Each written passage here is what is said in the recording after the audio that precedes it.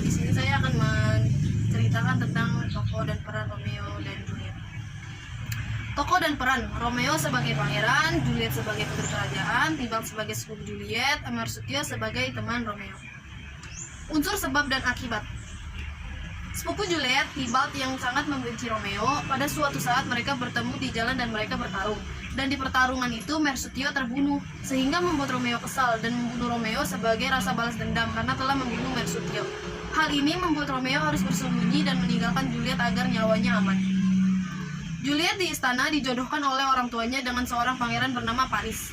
Tetapi Juliet tidak mau menikah dengan Paris. Rencana orang tua Juliet terdengar oleh Romeo sehingga Romeo menyusun rencana agar pernikahan itu batal. Akhirnya, dia meminta bantuan biarawan Lawrence untuk menyusun rencana.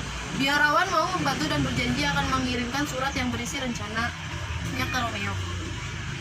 Saat pernikahan tiba, Juliet sudah diberi obat tidur oleh biarawan dan orang kerajaan mengira Juliet telah meninggal. Akhirnya pernikahan itu dibatalkan. Romeo menunggu surat dari biarawan namun tidak diberi. Akhirnya Romeo ke istana dan menemukan Juliet sudah meninggal.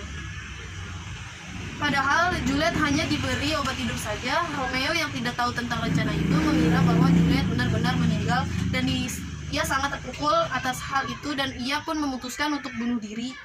Dan saat Juliet terbangun dan melihat Romeo yang sudah meninggal, akhirnya ikut bunuh diri juga.